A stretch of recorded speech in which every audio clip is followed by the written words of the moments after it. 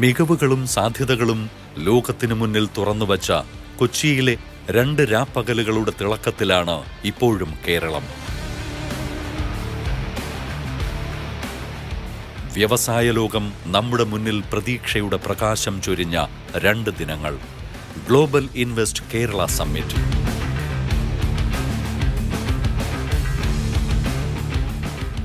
കേരളം കണ്ട ഏറ്റവും വലിയ ആഗോള നിക്ഷേപക സംഗമം.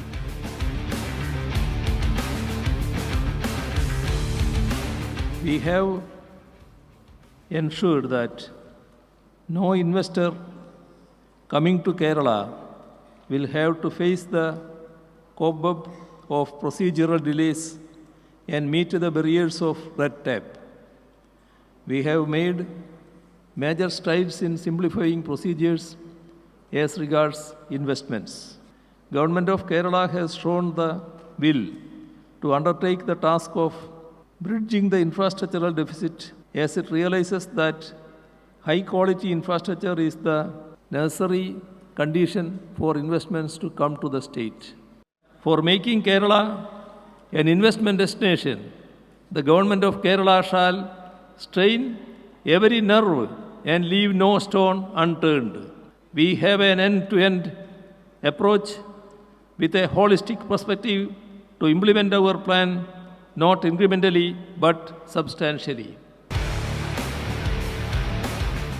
Albania, Australia, Bahrain, Bangladesh, France, Germany, Japan, Malaysia, മാലിദ്വീപ്, Morocco, Norway, Oman, UAE, UK, USA തുടങ്ങി 26 രാജ്യങ്ങൾ, 5000-ലധികം പ്രതിനിധികൾ, 115-ലധികം പ്രദർശനങ്ങൾ, B2B മീറ്റിംഗുകൾ, 100-ലധികം പ്രഭാഷകർ. സസ്റ്റൈനബിൾ ടെക്നോളജി മുതൽ ടൂറിസവും ഹോസ്പിറ്റാലിറ്റിയും വരെ ചർച്ച ചെയ്ത കേരള ചരിത്രത്തിലെ ഏറ്റവും വലിയ ഈ വ്യവസായ നിക്ഷേപക സംഗമത്തിൽ കേരളം ഒന്നാകെ ഒത്തുചേർന്നു. കൈകോർത്ത് വളരാൻ നമ്മുടെ സർക്കാർ തെളിച്ച പാതയിൽ കേന്ദ്രമന്ത്രിമാർ മുതൽ സംസ്ഥാനത്തെ പ്രതിപക്ഷ നേതാക്കൾ വരെയാണ് അണിനിരന്നത്. നവകേരള കുതിപ്പിന് ഗതിവേഗം പകർന്ന ഐതിഹാസിക സംഗമം. അതായിരുന്നു കൊച്ചിയിൽ നടന്ന global invest Kerala summit. In every sphere, Kerala is at the forefront of development. Kerala brings to the fore both development and tradition. When we look at industrial development, I still recall 25 years ago, nearly 12,000 non-resident Indian shareholders came together to invest in setting up the Kochi airport at a cost of 300 crore rupees.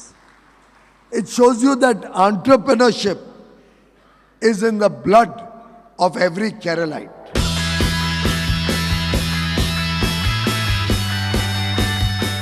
People of Kerala know that the investments in education and particularly healthcare over the last few decades have borne fruit.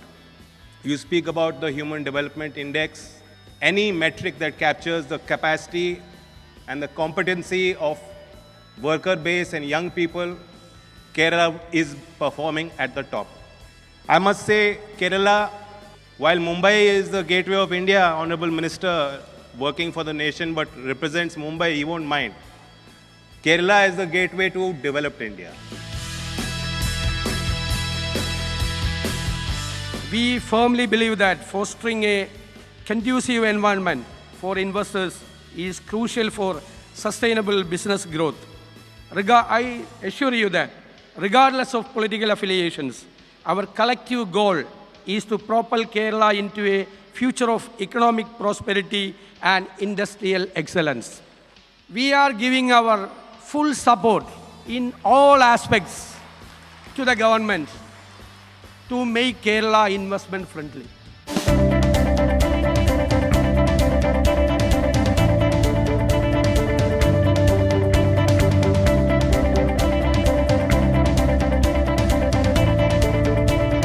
രണ്ട് ദിവസങ്ങളിലായി 30-ലധികം വിഷയങ്ങളിലാണ് ഈ ഉച്ചകോടിയിൽ ചർച്ച നടത്തിയത്. നീതി ആയോഗ് മുൻ ചെയർമാനും G20 ഷെർപ്പയുമായ Amitabh Kant, Bharat biotech chairman Krishna Ella, വ്യവസായികളായ Adeeb Ahmed, Anasuya Ray, Anil Ganjoo, Lulu group chairman MA Yusuff Ali, doctor Azad Moopen, Ravi Pillai, TS Kalyanaraman, MM Murugappan, Sripriya Srinivasan, Vinod Manjila, doctor Tom Joseph തുടങ്ങി 100-ലധികം പ്രമുഖർ പങ്കെടുത്ത ചർച്ചകളും പ്രോജക്റ്റുകളുടെ അവതരണവും ബയർ സെല്ലർ മീറ്റിംഗുകളും കൊണ്ട് സജീവമായിരുന്നു 2 ദിവസം നീണ്ട global invest Kerala summit.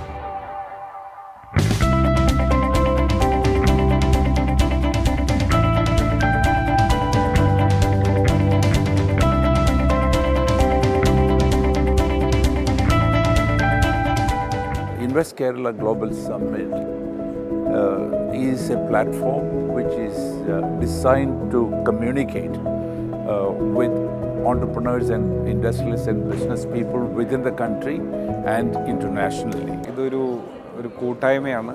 Keralam അടുത്ത ഒരു വലിയ വളർച്ചയെ എങ്ങനെ ഉൾക്കൊള്ളണം, അതിലേക്ക് എന്തെല്ലാമാണ് ഇൻപുട്ടുകൾ വേണ്ടതെന്നുള്ളതിൻ്റെ ഏറ്റവും കറക്റ്റായിട്ടുള്ള ഒരു ചർച്ചകളും കാര്യങ്ങൾക്കും ഉള്ളൊരു വേദിയായി ഇത് മാറി.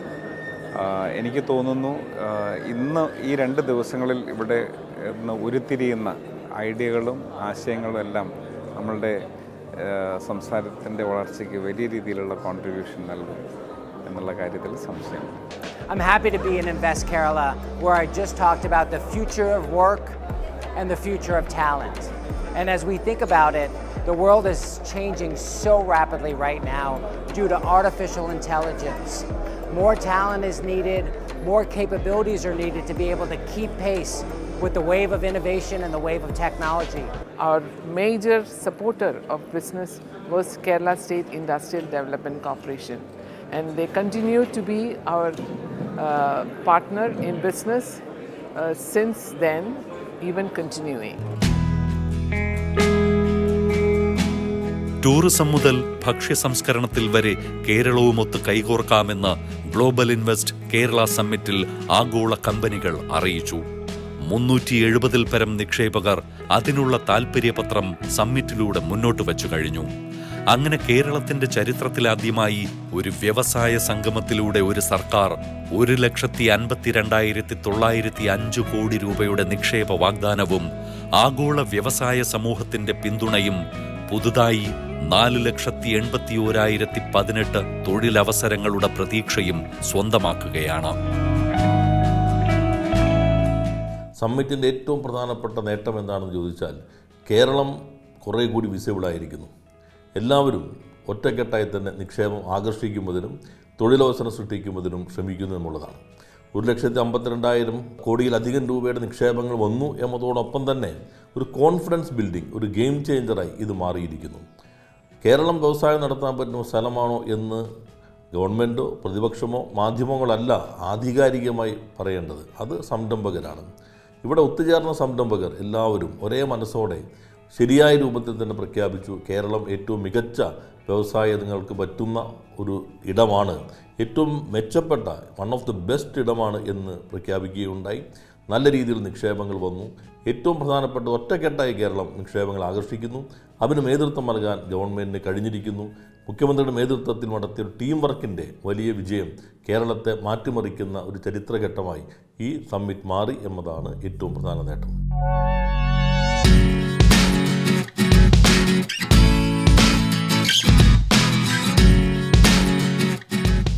Agape, Aster group, Adtech systems, Al Hind air, Adani group, Malabar group, Lulu, ടോഫെൽ, INKEL, Prestige, Avantika international, Ahobil, BPCL, Sutherland, Pyarilal homes, Monarch, Edayar zinc, film city project, FACT, Uralungal, PK Das university, Highlite group, SFO technologies തുടങ്ങിയ 60-ൽ പരം കമ്പനികളാണ് നമ്മുടെ നാട്ടിൽ 500 കോടിയിലധികം രൂപ വീതം മുതൽ മുടക്കാമെന്ന് ഗ്ലോബൽ സമ്മിറ്റിൽ നേരിട്ടെത്തി വാഗ്ദാനം ചെയ്തത്.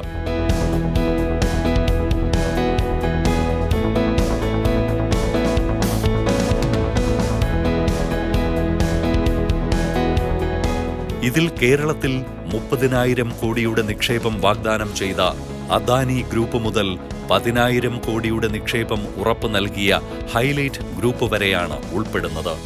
Lulu group, Sharaf group, monarch group, TOEFL group എന്നിവർ ഈ ഗ്ലോബൽ സമ്മിറ്റിലൂടെ 5,000 കോടി രൂപ വീതം നിക്ഷേപത്തിന് തയ്യാറാണെന്ന് പ്രഖ്യാപിച്ചു. നിലവിലുള്ള അനുകൂല ഘടകങ്ങൾ നിലനിർത്തി കൂടുതൽ നിക്ഷേപം ആകർഷിക്കാനുള്ള കേരളത്തിന്റെ പദ്ധതികളിലായിരുന്നു മിക്ക നിക്ഷേപകരുടെയും താൽപര്യം.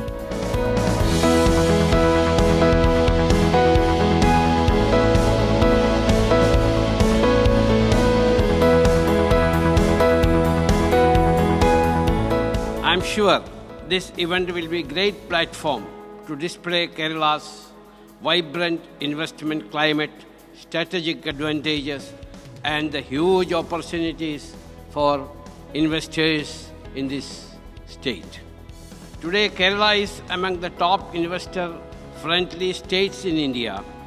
Many previous restrictions and regulations in the industrial policies have been removed. Kerala has today become a hub for innovative investments, offering an excellent ground for enterprises seeking long-term growth and sustainable future.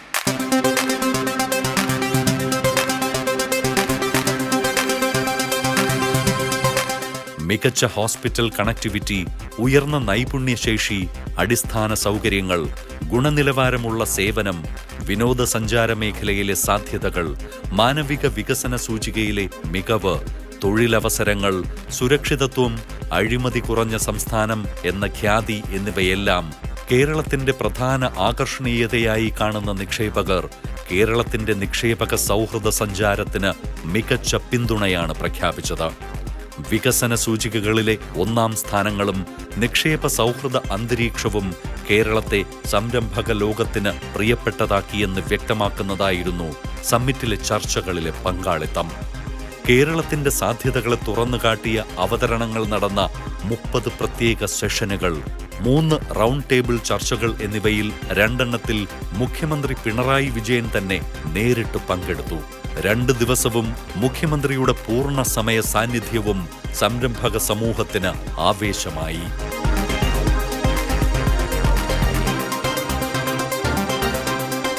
രാജ്യത്തെ ചില്ലറ വ്യാപാര വിപണിയിൽ കേരള ബ്രാൻഡുകൾ വൈകാതെ ആധിപത്യമുറപ്പിക്കുമെന്നായിരുന്നു ഉച്ചകോടിയിലെ Kerala ബ്രാൻഡിനെക്കുറിച്ചുള്ള panel ചർച്ചയുടെ രത്നച്ചുരുക്കം. ഈ മേഖലയിൽ ഇപ്പോൾ തന്നെ ദേശീയ ശരാശരിയേക്കാൾ മുകളിലാണ് കേരളം. മൾട്ടി ബ്രാൻഡ് ഔട്ട്ലെറ്റുകളിൽ നേതൃനിരയിലുള്ള നമ്മുടെ സംസ്ഥാനം പക്ഷേ വസ്ത്രനിർമ്മാണ മേഖലയിൽ ഇനിയും ഏറെ ദൂരം സഞ്ചരിക്കേണ്ടതുണ്ട്. അതിനായി സർക്കാർ ക്രിയാത്മക പദ്ധതികൾ ആവിഷ്കരിക്കണമെന്നും വസ്ത്രവ്യാപാര രംഗത്ത് ഇ-കൊമേഴ്സ് ഉപയോഗപ്പെടുത്താത്ത അവസരങ്ങൾ വലുതാണെന്നും ചർച്ചയിൽ അഭിപ്രായമുയർന്നു. How the local players innovate, how do they capture this trend is going to be ultra critical. Okay, it is a trend which is here to stay, which will happen. So how do the existing players enable their supply chain, adopt technology, do fulfillment is extremely critical over here. I think fundamentally the amount of disposable income the state has, the way people are spending, and we were hearing on the panel itself, I mean, Padmanabhan sir was telling about it. People don't even look at prices when they're shopping online. That's the amount of income that this state has. And I think again, it is just about giving them options. As more and more options getting created, more back-end platforms are coming in terms of just providing the technology and that fulfillment expertise. I think Kerala has a long way to go. It is just starting, still, in my opinion.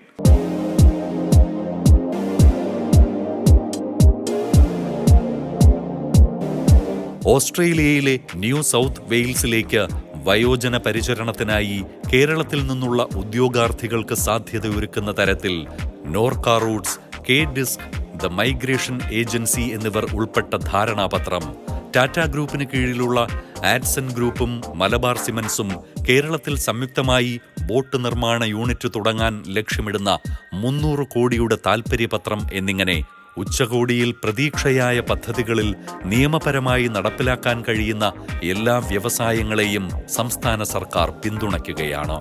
താൽപ്പര്യപത്രങ്ങൾ അനുസരിച്ച് ഉടൻ തുടങ്ങാൻ കഴിയുന്നവ, നിശ്ചിത സമയത്തിനുള്ളിൽ തുടങ്ങാൻ കഴിയുന്നവ എന്നിങ്ങനെ വേർതിരിച്ച് വേഗത്തിൽ പ്രവർത്തന ഫലം ലക്ഷ്യമിടുന്ന സർക്കാർ 50 കോടി രൂപയിൽ താഴെയുള്ള നിക്ഷേപങ്ങൾ വ്യവസായ ഡയറക്ടറേറ്റ് വഴിയാണ് യാഥാർത്ഥ്യമാക്കുന്നത്. A new beginning of a journey of the United Kerala for transforming Kerala into a investment-friendly state. That is a significant result of this event. United Kerala, unified Kerala, all of us are coming together. Not only the government, the opposition, the investing community, their organizers, and at last the media, all come together to transform the state into an investment-friendly state.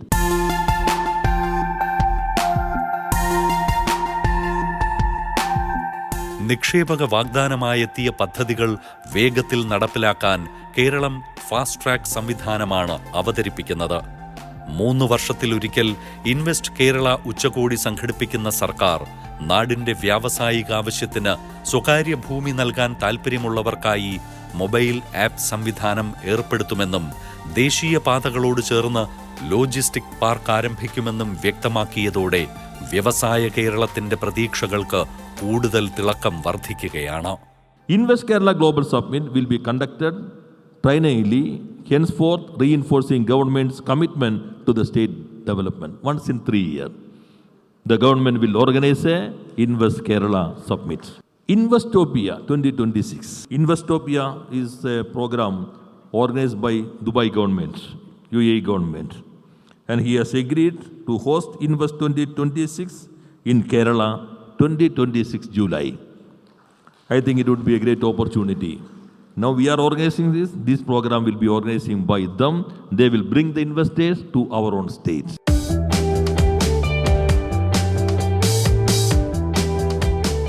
കേരളത്തിലെ 3 IT പാർക്കുകളിലെ 2000-ഓളം register ചെയ്ത കമ്പനികളിലായി ഏകദേശം 2 ലക്ഷത്തോളം IT പ്രൊഫഷണലുകളാണ് വിവിധ തൊഴിലുകളിൽ ഏർപ്പെട്ടിരിക്കുന്നത്.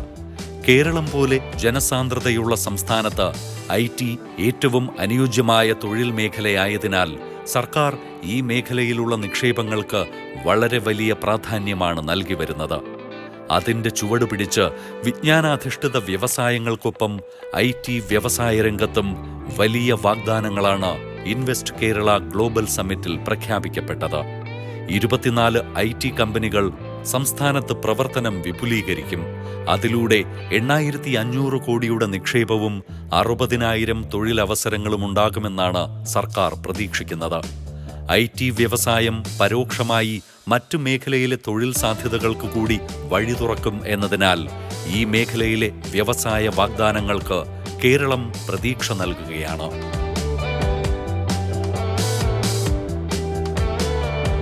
We have definitely created that kind of an ecosystem here where companies can come and set up and thrive here. So that is something which has been already done by the government, and then we continue to do that. So there's been a lot of expansion plans as part of the parks.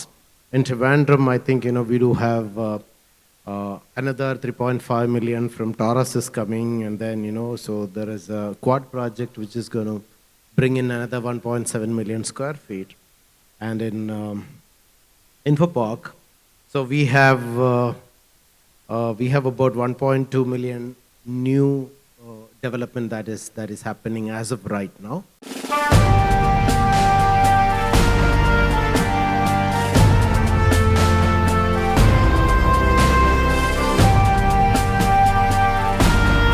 കേരളത്തിലെ വികസന സംരംഭങ്ങൾക്ക് മികച്ച പിന്തുണ നൽകാമെന്ന വാഗ്ദാനവുമായി കേന്ദ്ര വാണിജ്യമന്ത്രി പീയൂഷ് ഗോയൽ, നൈപുണ്യ വികസന മന്ത്രി ജയന്ത് ചൗധരി, ഗതാഗത മന്ത്രി നിതിൻ ഗഡ്കരി തുടങ്ങിയവരാണ് ഇൻവെസ്റ്റ് കേരള ഉച്ചകോടിയിൽ പങ്കെടുത്തത്. കേരളത്തിലെ റോഡ് വികസനത്തിനായി 50,000 കോടി രൂപയുടെ പദ്ധതികൾ നടപ്പിലാക്കുമെന്നായിരുന്നു ഉച്ചകോടിക്ക് വീഡിയോ സന്ദേശത്തിലൂടെ ആശംസയറിയിച്ച കേന്ദ്ര ഗതാഗത മന്ത്രിയുടെ വാഗ്ദാനം. അത് യാഥാർത്ഥ്യമായാൽ 896 കിലോമീറ്റർ ദൈർഘ്യമുള്ള 31 റോഡ് പദ്ധതികളാണ് ഇതിലൂടെ സംസ്ഥാനത്ത് പൂർത്തിയാകുന്നത്. I am very happy to announce some new project for Kerala by taking the chance of this conference.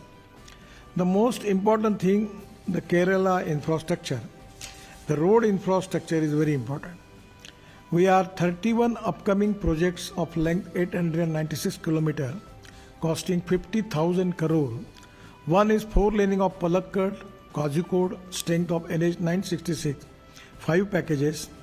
Palakkad, Mallapuram, Kozhikode district, length 120 km, and cost is 10,814 rupees. All 5 packages are under bidding stage. Within 3 months, we will start the work of this project. This is one of the important road costing 10,814 crore. 3 വർഷത്തെ പരിശ്രമം. അതിനിടയിൽ നാട്ടിൽ വ്യവസായ സൗഹൃദാന്തരീക്ഷം, സ്റ്റാർട്ടപ്പുകളുടെ വളർച്ച, is of doing business, ചുവപ്പ് നാടകളുടെ കുരുക്കിൽപ്പെടാതെ നിമിഷവേഗം കൊണ്ട് വ്യവസായം തുടങ്ങാൻ കഴിയുന്ന സാഹചര്യം എന്നിവയൊക്കെ സംസ്ഥാന സർക്കാർ യാഥാർത്ഥ്യമാക്കി. ഈ പ്രവർത്തനങ്ങളുടെ തുടർച്ചയായി വിവരസാങ്കേതിക വിദ്യ, ജൈവ സാങ്കേതിക വിദ്യ, നാനോ സാങ്കേതിക വിദ്യ എന്നിവയെ അടിസ്ഥാനമാക്കിയുള്ള വിജ്ഞാനാധിഷ്ഠിത വ്യവസായങ്ങൾ, ടൂറിസം പോലുള്ള സേവന പ്രധാന വ്യവസായങ്ങൾ തുടങ്ങിയ രംഗങ്ങളിൽ പുതുചലനങ്ങൾ സൃഷ്ടിച്ചു. ഒടുവിൽ വിവിധ സംഘടനകളുടെ സഹായത്തോടെ 48 പരിപാടികൾ, എല്ലാ വകുപ്പുകളുടെയും സഹകരണം എന്നിവ ഉറപ്പാക്കിയാണ് കേരളം ഇൻവെസ്റ്റ് കേരള ഗ്ലോബൽ സമ്മിറ്റിലേക്ക് എത്തിയത്.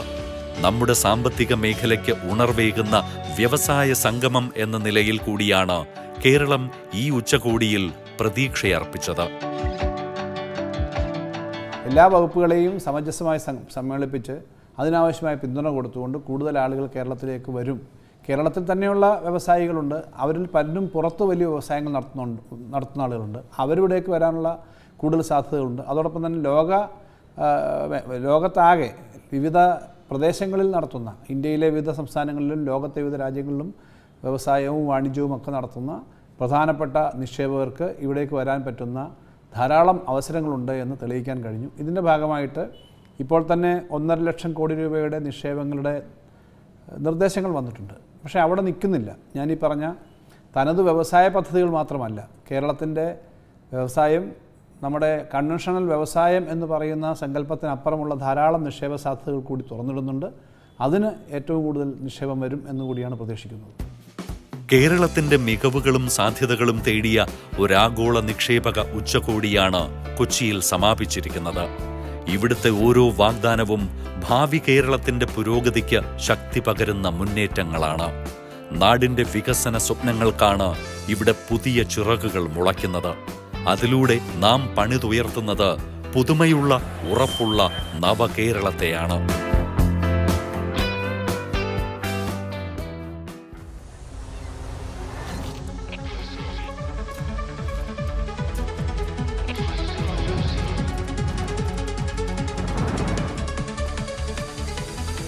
We are ready.